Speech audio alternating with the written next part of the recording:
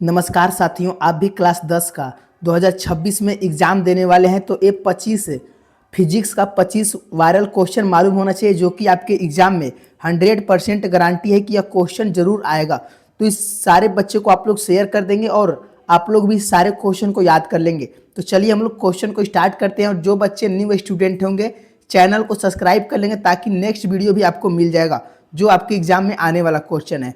तो चलिए पहला क्वेश्चन देखते हैं जो कि बहुत ही इंपॉर्टेंट क्वेश्चन है। देखिए 2012 से पूछा हुआ क्वेश्चन है, 2017, 2022, 23 ये हर साल आता है क्वेश्चन। पूछ रहा है कि निम्न में से कौन सा पदार्थ लेंस बनाने के लिए प्रयुक्त नहीं किया जा सकता है। तो कौन सा पदार्थ है? जल हो जाएगा, कांच हो जाएगा, प्लास्टिक हो जाएगा कि मिट्टी हो जाएगा। याद रखेंगे जो मिट्टी होता है वो लेंस बनाने में उपयोग में नहीं किया जाता है। ऑप्शन डी आपका सही हो जाएगा। जल हो जाएगा, कांच भी हो जाएगा, प्लास्टिक भी हो जाएगा। तो ऑप्शन डी आपका सही हो जाएगा। और देखिए वो 25 क्वेश्चन को आप लोग पूरा याद कर लेंगे, एक की जो कि बहुत ही इंपॉर्टेंट है जो कि एग्जाम में आएगा। दूसरा क्या क्वेश्चन कर रहा है? एक उत्तल लेंस की क्षमता एक डायप्टर है तो उस लेंस की फोकस दूरी है।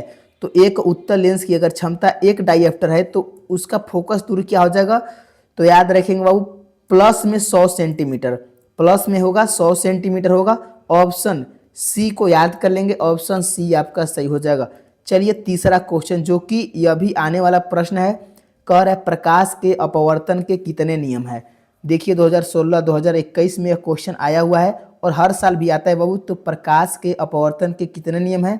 तो याद रखेंगे 2 नियम है। ऑप्शन बी को याद कर लेंगे और जिस बच्चों को आंसर मालूम होगा कमेंट बॉक्स में अपना कमेंट जरूर लिखेंगे। चलिए चौथा का आंसर देंगे कि प्रकाश के परावर्तन के कितने नियम है। तो प्रकाश के परावर्तन के भी 2 नियम है, इसको याद कर लेंगे। ऑप्शन बी आपका सही हो जाएगा। और आप लोग 25 क्वेश्चन में कितना सही बनाते हैं लास्ट में आप लोग बताएंगे। चलिए पांचवा का आंसर लगाएंगे। कर है किसी माध्यम के अपवर्तनांक का मान होता है। तो किसी भी माध्यम में अपवर्तनांक का जो मान होता है साइन आई बटा में साइन आर होता है। क्या होता है? साइन आई बटा साइन आर होता है। ऑप्शन ए को याद कर लेंगे, ऑप्शन ए आपका सही हो जाएगा। देखिए वो 2015, 2019, 2021 बहुत बार यह क्वेश्चन आया हुआ है। चलिए छठवां का आंसर देखेंगे। एक उत्तल लेंस होता है, याद रखेंगे अगर उत्तल लेंस की बात करेगा तो बाबू किनारों पर पतला होता है, बीच में मोटा होता है। तो याद रखेंगे किनारों की अपेक्षा बीच में मोटा होता है। ऑप्शन सी को याद कर लेंगे। चलिए ऑप्शन सी आपका सही हो जाएगा। अगला क्वेश्चन सातवां क्वेश्चन कह रहा है कि सोलर कुकर में प्रयोग किया जाता है। याद रखेंगे सोलर कुकर में बाबू अवतल दर्पण का प्रयोग किया जाता है। ऑप्शन ए आपका सही हो जाएगा, इसको याद कर लेंगे। और देखिए बाबू एक बार याद रखेंगे, अभी तक आप लोग वीडियो को लाइक नहीं किए तो वीडियो अच्छा लग रहा होगा तो लाइक कर देंगे। और जिस बच्चे को पूरा तैयारी चाहिए 2026 एग्जाम में एक भी क्वेश्चन नहीं छूटेगा बाबू, तो चैनल को आप लोग जरूर सब्सक्राइब कर लेंगे, देखिएगा भूलिएगा नहीं। चलिए आठवां कैंसर लगाएंगे कि पानी में डूबे एक उत्तल लेंस की फोकस दूरी हवा में इसकी फोकस दूरी की अपेक्षा होता है।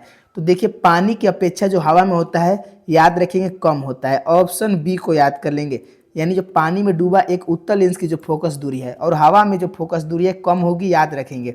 चलिए 9 के आंसर देखेंगे। किसी शब्दकोश में पाए गए छोटे अक्षरों को पढ़ते समय आप निम्न में से कौन सा लेंस पसंद करेंगे। तो 50 सेंटीमीटर फोकस दूरी का उत्तल लेंस नहीं, याद रखेंगे 9 का आंसर क्या हो जाएगा? 50 सेंटीमीटर का अवतल लेंस नहीं बाबू, 5 सेंटीमीटर का फोकस दूरी का उत्तल लेंस। कितना सेंटीमीटर? 5 सेंटीमीटर का होना चाहिए और उत्तल लेंस होना चाहिए। ये सब आया हुआ प्रश्न है, इसको याद कर लेंगे। चलिए 10 क्या समझेंगे। प्रकाश तरंग का उदाहरण है। तो प्रकाश तरंग का जो उदाहरण है विद्युत चुंबकीय तरंग हो जाएगा। क्या हो जाएगा? प्रकाश तरंग का जो उदाहरण हो जाएगा विद्युत चुंबकीय तरंग हो जाएगा। ऑप्शन बी को याद कर लेंगे। चलिए अगले क्वेश्चन की ओर चलते हैं। 11 का आंसर देंगे। कह रहा है कि दंत विशेषज्ञ किस दर्पण का उपयोग मरीजों के दांतों को बड़ा प्रतिबिंब देखने के लिए करते हैं। यानी जो डॉक्टर होते हैं दांतों को देखने के लिए कौन सा दर्पण का प्रयोग करते हैं? अवतल दर्पण का प्रयोग करते हैं। ऑप्शन बी को याद कर लेंगे, अवतल दर्पण हो गया। चलिए अगला क्वेश्चन 22 के आंसर समझेंगे कि कौन सा लेंस अपसारी लेंस भी कहा जाता है। तो कौन सा लेंस को अपसारी लेंस कहते हैं? क्या आंसर हो जाएगा? तो अवतल लेंस को। ऑप्शन ए आपका सही हो जाएगा, अवतल लेंस, इसको ध्यान रखेंगे। ये सब बाबू आपको याद कर लेना है जो कि इंपॉर्टेंट क्वेश्चन है। 14 क्वेश्चन करे कि गोलीय दर्पण के परावर्तक पृष्ठ की वृत्ताकार सीमा रेखा का व्यास कहलाता है। याद रखेंगे बाबू क्या कहलाता है, तो गोलीय दर्पण का द्वारक कहलाता है।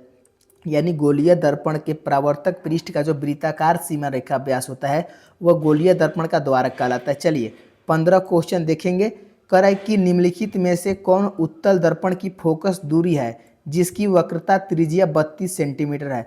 तो इसमें से क्या हो जाएगा, तो उत्तल दर्पण की जो फोकस दूरी होती है याद रखेंगे प्लस में होती है, तो प्लस में 16 सेंटीमीटर हो जाएगा।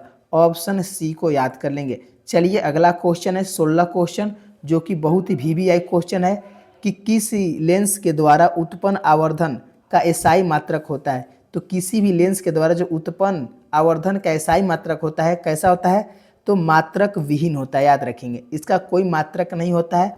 ऑप्शन डी को याद कर लेंगे। चलिए अगला क्वेश्चन देखते हैं 17 क्वेश्चन। कर टॉर्च एवं वाहनों के उग्र दीपों में किस दर्पण का प्रयोग किया जाता है। तो टॉर्च एवं वाहनों के उग्र दीपों में किस दर्पण का प्रयोग किया जाता है, याद रखेंगे अवतल दर्पण। ऑप्शन ए आपका सही हो जाएगा। देखिए 2020 में यह क्वेश्चन आया हुआ था। चलिए 18 के आंसर देंगे कि वाहनों के साइड मिरर में किस दर्पण का प्रयोग किया जाता है। तो साइड मिरर के रूप में ना बाबू उत्तल दर्पण का प्रयोग किया जाता है। कौन सा, उत्तल दर्पण का। ऑप्शन सी को याद कर लेंगे। चलिए नेक्स्ट क्वेश्चन देखते हैं 19 क्वेश्चन कि लेंस में कितने फोकस होते हैं। देखिए अभी वीवीआई क्वेश्चन है, तो लेंस में बाबू कितने फोकस होते हैं, तो 2 फोकस होते हैं। कितना, तो 2 हो जाएगा। ऑप्शन ए को याद कर लेंगे। ऑप्शन ए आपका सही हो जाएगा। मात्र 5 क्वेश्चन और है जो कि बहुत ही इंपॉर्टेंट है कि लेंस के क्षमता का एसआई मात्रक होता है। तो लेंस के क्षमता का जो एसआई मात्रक होता है डाइऑप्टर होता है, जिसको डी से सूचित करते हैं, डाइऑप्टर होता है। ऑप्शन ए को याद कर लेंगे। अगला क्वेश्चन देखते हैं क्या कह रहा है।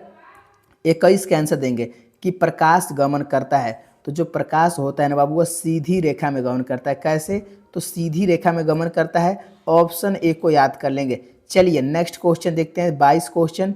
कह रहा है कि उत्तल दर्पण के सामने एक वस्तु को रखा गया है जिसकी प्रतिबिंब की प्रकृति कैसी होगी। तो उत्तल दर्पण के सामने एक वस्तु को रखा गया जिसका जो प्रतिबिंब की प्रकृति पूछ रहा है बाबू, तो काल्पनिक होगा। कैसा होगा, काल्पनिक होगा। ऑप्शन ए को याद कर लेंगे। चलिए नेक्स्ट क्वेश्चन 23 का आंसर देंगे कि दर्पण का सूत्र पूछ रहा है। तो इनमें से दर्पण का सूत्र कौन हो जाएगा, तो आपको मालूम होना चाहिए बाबू कि 1/v प्लस 1/u बराबर 1/f होता है। तो इसको याद कर लेंगे। ऑप्शन ए आपका सही हो जाएगा। चलिए अगला क्वेश्चन 24 का आंसर देंगे। करें निम्नलिखित में से किस लेंस को अभिसारी लेंस कहते हैं। तो अभिसारी लेंस किस लेंस को कहा जाता है, उत्तल लेंस को कहा जाता है। ऑप्शन ए आपका सही हो जाएगा। अभिसारी लेंस जो है उत्तल लेंस को कहते हैं। चलिए 25 का आंसर देंगे। लास्ट क्वेश्चन है कि दर्पण के सामने किसी भी दूरी पर स्थित वस्तु का प्रतिबिंब सीधा प्रतीत होता है तो वह दर्पण है। क्या हो जाएगा, तो या तो यह समतल होगा या तो उत्तल होगा, यही होगा बाबू। ऑप्शन डी आपका सही हो जाएगा। तो फाइनली हम लोग 25 क्वेश्चन याद कर लिए जो कि बहुत ही वीवीआई क्वेश्चन थे, यानी वायरल क्वेश्चन थे। तो बाबू अगर वीडियो अच्छा लगा हुआ तो आप लोग वीडियो को लाइक करना मत भूलेंगे और चैनल को जरूर सब्सक्राइब कर लेंगे जो बच्चे न्यू स्टूडेंट होंगे, ताकि आपको अगला भी वीडियो मिल जाए। तो धन्यवाद दोस्तों।